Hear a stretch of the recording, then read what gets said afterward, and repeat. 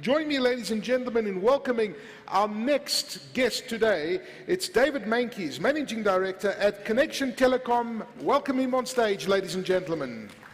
Good to see you. David Meintjes is the CEO of Connection Telecom. David has been a key internet business player from the start, serving as Commercial Director and CEO of UUNet SA, the first commercial ISP in South Africa in 1996. After serving as COO of software development company Corbitech Holdings, David became chairman of ConnectNet and Connection Telecom. From January 2010, he took up an operational role in the business to support its rapid growth. David is a qualified chartered accountant who holds a master's degree in business management from the University of Johannesburg.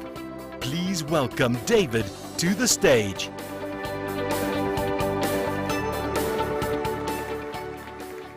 Good morning. It's great to be here. It's daunting sitting here with 1,000 people in front of us and not knowing exactly whether we'll pitch the message to what you need or what you'd like to walk away with. Nonetheless, I'll be hooking into some topics that Jacques ended up with in his discussion with Aki, and that's artificial intelligence and radical economic transformation, something we all heard about. We're in the fast lane. We might not realize that. But we're in a process whereby, if we reflect on all these industrial revolutions we've been faced with, we're now in the fourth industrial revolution. What it means and how it will impact on us, I'll touch on. The first industrial revolution mostly dealt with the advent of steam and how it impacted on textile industry, the iron industry, and at the end of the day, the invention of machine tools. 100 years later, roughly, with the advancement in manufacturing going more pervasive, it assisted the new inventions such as the telephone, electricity, to become more pervasive. It led to more railroads, more gas, more water supplies, all about production and manufacturing. Then we came to 100 years later, roughly, we got to IT systems, which were made up of, obviously, of computers and everything that got done around that. All of us, thanks to this particular topic, have a job. That's why we sit here today. And the internet got commercialized roughly 25 years ago today. The advent of 3D printers has innovated and changed the lives of many industries. Search engines have changed my life, have changed your life, has changed businesses' lives. The access to information is pervasive. It's there. You can get it, you can use it, or lose it. Our lifestyles have changed. We're much more aware of what's happening in our friends' lives. We're much more aware of what's happening in the world. Then, most importantly, we all have a device here. This device has changed our lives. It is the window into the world. And if we look at the specific components of the digital revolution that has affected us and is likely to affect us going forward, the whole social engines which are supporting and servicing us in our lives has brought our circle of friends closer to us, and our family closer to us, and our lost friends closer to us. It's intrusive, or you could limit it, whatever works for you. As we heard, there's many breaches around that. So you've got to be cautious about what you put in there. But at the end of the day, with the advent of the iPhone, it's fundamentally changed the way in how mobile tools could be deployed in our lives. It became a screen. QWERTY went out of the way. We got a company which from 2007 to 2011 grew to a company in market value, $108 billion, the biggest market cap in the world at that time. It changed the usability of the users to engage. It changed our lives to the concept of online oxygen, whereby we cannot live without this device. It is our window into our workspace. It's our window into our personal space. It's at home, it's on the move, and it's at play. It's there all the time. If we move on from there, and we look to where we stand today, in terms of the cloud computing side, Jacques touched on where things are in adoption. The reality is we've been in the cloud since 2005 with our personal stuff on Facebook, on any of the social media environments that we are. We trust that first. In the businesses, we don't trust that yet, for good reasons. Cloud has, as Jacques highlighted, delivered on the promise of efficiency, cost effectiveness. It's delivered on the promise of agility, on the ability to scale, and the ability to do more with less. But the one fundamental thing that it does give us is access to other cloud solutions, to be able to leverage that which is in the cloud. IBM Watson, AWS, any of the AI services that they offer, you can hook into that, leverage that, and change your business processes, bring your customers closer to you, whatever works for you in the domain of widgets which is out there to bring it closer. The other key issue is the Internet of Things. The Internet of Things literally will enable us to measure more things more often, more frequently, for the things that matter to us in our business or in our personal lives. It does bring with it a multitude of data which we can't conceive and manage in the normal run-of-the-mill. However, with data analytics and artificial engines, we can consume that data and make sense of it and work with that as we go forward. The other key thing, what we're seeing in terms of the go-forward scenario, is artificial intelligence. It's early days. There's some good examples of what's been done around that. And there's a lot more coming in that space and a lot happening around machine learning and what it could do to enhance your business going forward. But the key issues about the application of artificial intelligence is to deal with the significant increase in the data, to make sense of it, to effectively make your processes more efficient, at the end of the day, to try and make more profit.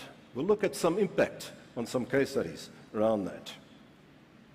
Most recently at the Mobile World Conference, which was held in March, early March, the key trends which has come out, these are not the only ones, are robotics. A lot happening in the robotics space in many industries. AI and machine learning, there's some fantastic examples what's out there. Then IoT platforms has come of age. There's a lot around that in terms of the platform space, which gives you the domain expertise in various industry sectors to apply in your business. A lot of them in the cloud.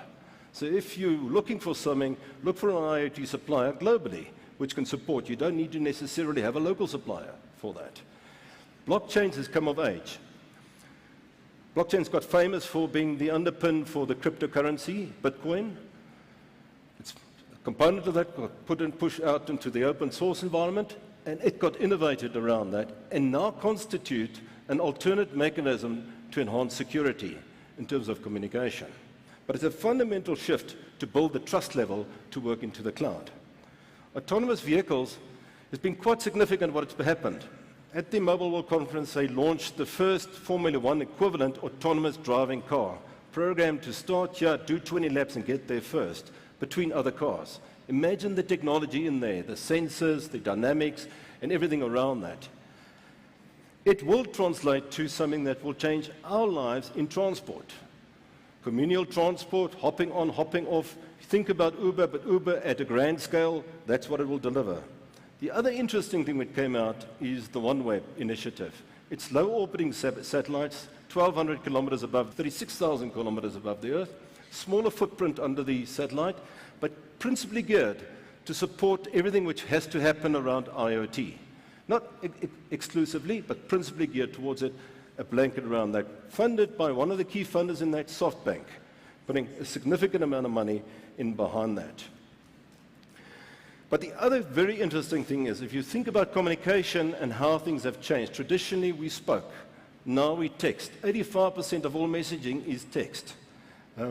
So therefore, if your business is not geared towards that, you need to think about it and how you should embrace that to talk to your customers, get your customers talk to you, or to talk to employees.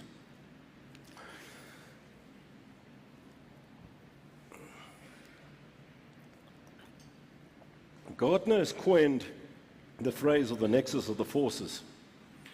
Key forces, four of them that they've identified, which grows is the hub of where things are developing from.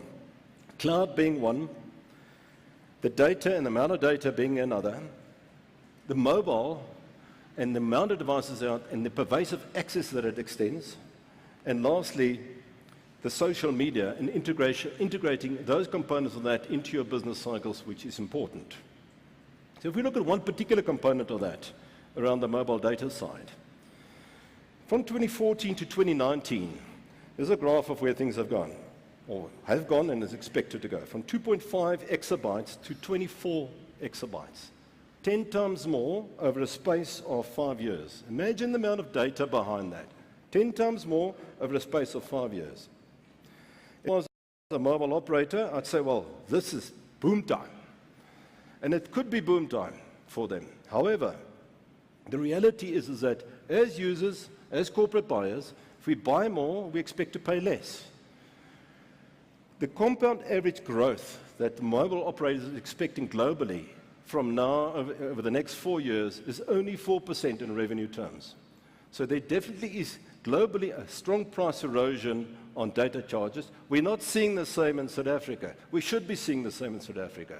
So as all of us should we put pressure on the mobile operators to reduce those data charges, and we should put pressure on the regulators to do the very same.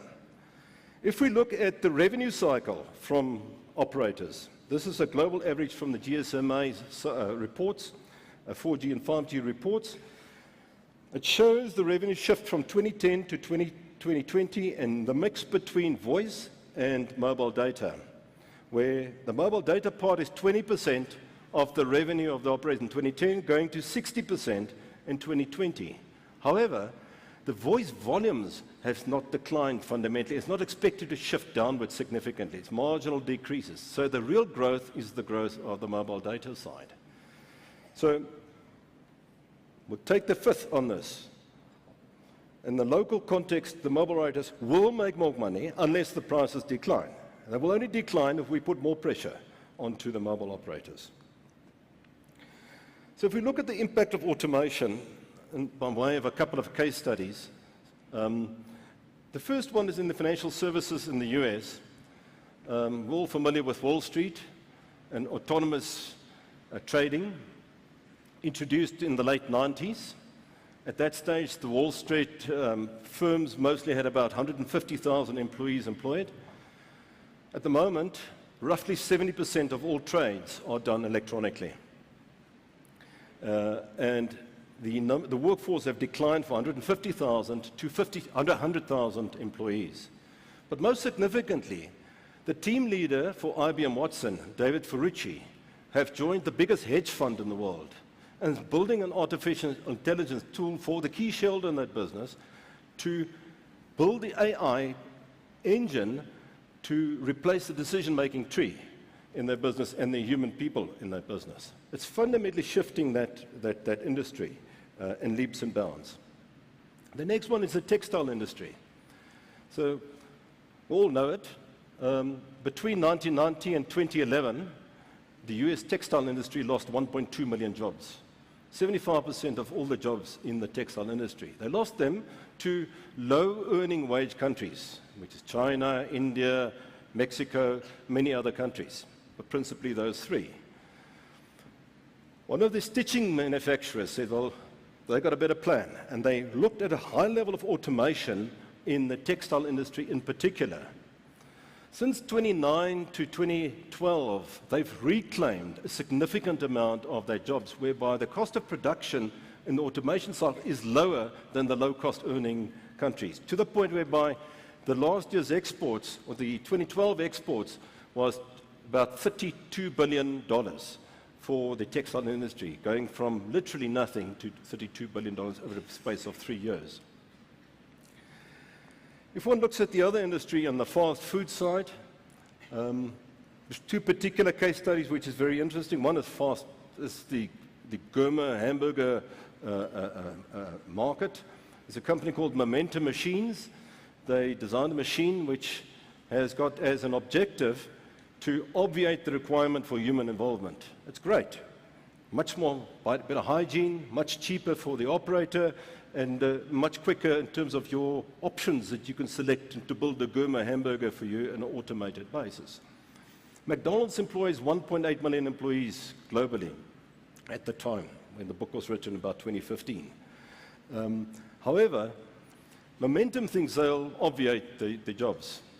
The industry view is that it will actually affect 50% of the jobs in that particular industry. The interesting stat is, if you take McDonald's as an organization, there's a 20-to-1 ratio of applicants to people that they employ. So it serves a very transient market. So automation starts affecting that in a way, but it's not only the automation, it also deals with those AI and route and queuing components that's required to inform the automation process. The last one is an example of something much more closer to us, which we know. Just off the coast of Florida, 3 people went fishing, bad weather, boat capsized, they fell in the water, very icy cold water, and they used the Siri to phone 911, and they got a rescue. But they were too cold to do the finger on the phone. A very practical example, but that's Siri. We all know Siri. If you look between the parliamentary committees in the US, the UK, or the OECD countries, which comprise the 35 major economies in the world, their estimated job losses are between 20 and 50%. The reality will be anything in between that. It is something that affects us, but not only us sitting here, it affects our children and what they need to do to still be relevant going down the line. If we're thinking about radical economic transformation, we, our government, and everybody should be thinking about this and what needs to be done about this to make sure that the country is relevant going forward.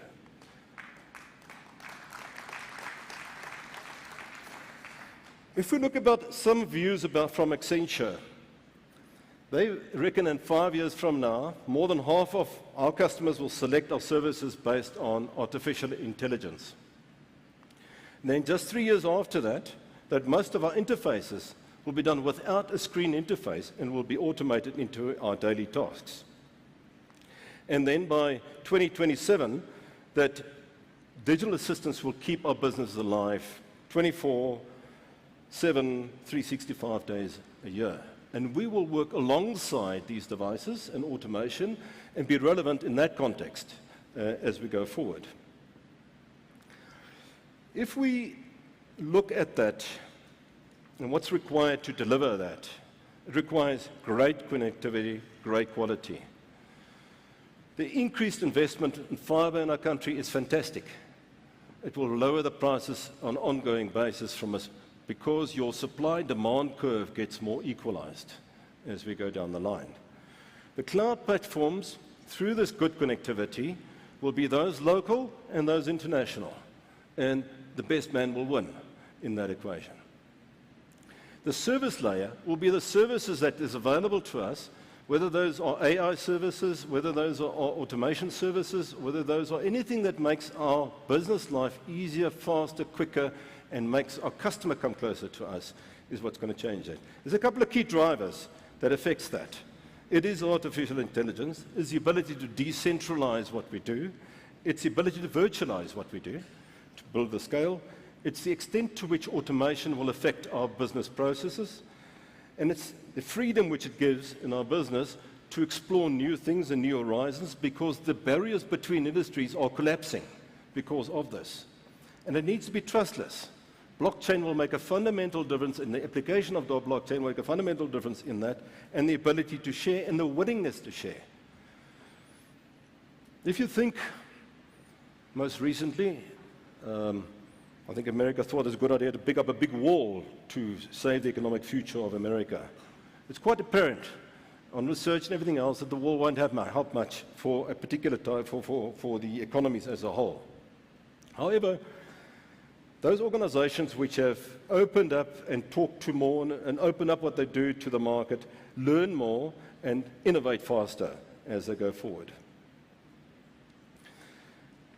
The fourth industrial revolution requires and demands more from your communication solution.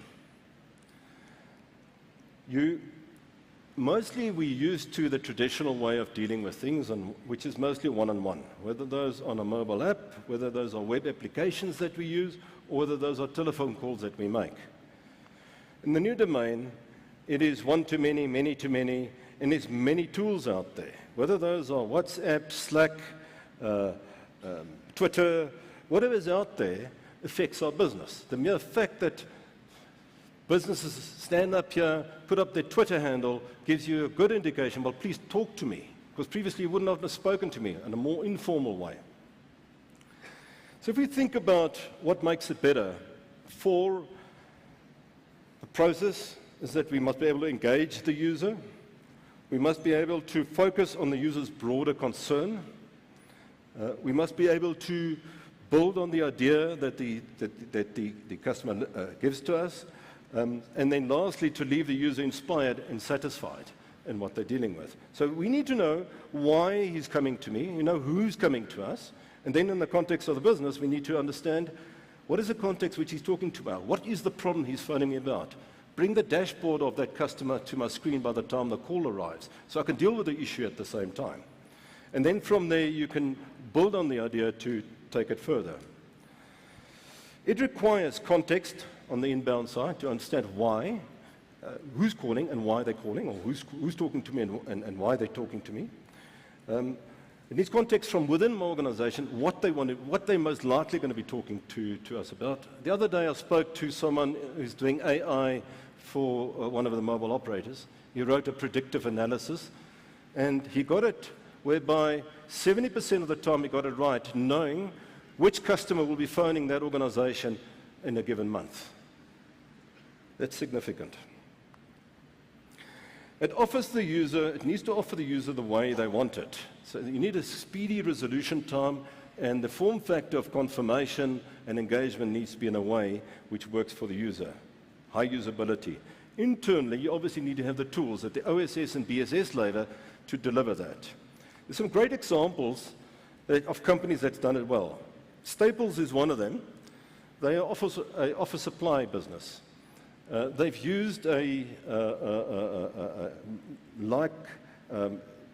Amazon's Alexa was, and it got superseded by Amazon Echo, equivalent in the office, just a pad, you press on the pad, you give your instruction as to what you require, and off you go. Or it's a virtual assistant which does that. But it's a great example. Go on the website, have a look at that. The other one is Mika, which is more personal for us, which is a wedding planner. It's a cloud solution. Both of those built on IBM Watson services, and it just brings the suppliers, the gift registry, and your guests together, and deals with the whole communication chain around a wedding. Takes a strain away. Don't need a wedding planner. Don't need to incur the expense. Gives you the best options as to what's out in the market, and then pulls it back into a better budget for you, hopefully at the end of the day. If we look at voice recognition in a narrow context, it is a function of machine learning to iterate as to what's being said. It's a function of the natural language processing, and lastly, the speech recognition part. It's impeded by quality of voice. It's impeded by diversity in dialects, in languages. But it will come of age. So if one looks at the rate of adoption that's expected around this, in the next 7 years, it basically means that the expectation is that they will go to about 62 million voice assistant devices deployed overall, and that the machine learning will advance to a level whereby it could practically be used in a business. Your key to the door, as you know, is you need to be in the cloud. Unless you're in the cloud, you can't access this world out there. Or if you're not in the cloud, you've got a private cloud, you need to build the bridge to be able to get to the public cloud. Because there's so much happening in the public cloud space, you can't think that you can live on an island on your own. You have to leverage what lies in the cloud. Your solution needs to be agile and open, RESTful APIs, we just heard that just now. You must be able to integrate those components which is relevant into your CRM database. You must be able to provide context inwards and outwards, and internally in your business. You need to be able to cater for a multitude of communication modes, from voice to text to many components, as you mail, any which thing which we talk about today is what you need to deal with.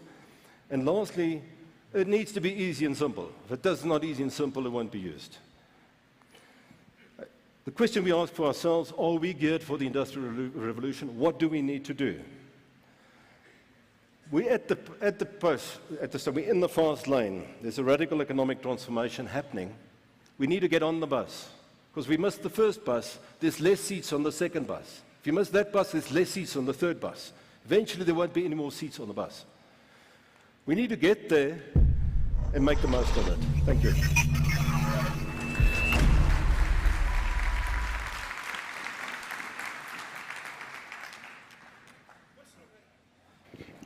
Mr. Meintjes, you got quite a few rounds of applause there when you said that data must fall, when you spoke about radical transformation. Nice to see you. Congratulations. Thank you very much. Oh, thank you very much. A little gift from us. Thanks. I want to ask you something. Sorry, I'm just dropped this piece of paper over here. So, you mentioned about artificial intelligence, right? And you mentioned that it's coming and it's, you know, it's something that's going to disrupt. But what I want to ask you is the speed at which all of this change is happening. Do you not think that artificial intelligence should be something that we should be talking about and adopting even faster at a conference like today, for example? Because there's so many other incumbents that are using, you know, cloud technologies that are simply overtaking and leapfrogging, you know, existing companies, and the way they do things because of the cloud enables them to do stuff a lot quicker. And you look at the artificial intelligence out there, should we not be embracing that kind of stuff quicker? Because the time frame, I think that it's going to make a huge difference is, you know, under 18 months. Okay, absolutely. It's going to happen in the next 13 years. And we're either going to be left behind or we need to join the race and run it hard. Our obstacle is that which we don't know, that which I don't know. Yes. I am not that informed around AI, but it's something I need to be informed up to the level where I can use it in my business in the way it should be used. Yeah, yeah. It's all about challenge. Absolutely. And it's a very challenging world out there. You just spoke about all the different technologies and how just things are starting to change. Well, not starting to change, that have changed, but the speed at which it's moving is quite astonishing in every single sector. Always good to hear you. Thank you very much. A round of applause, please.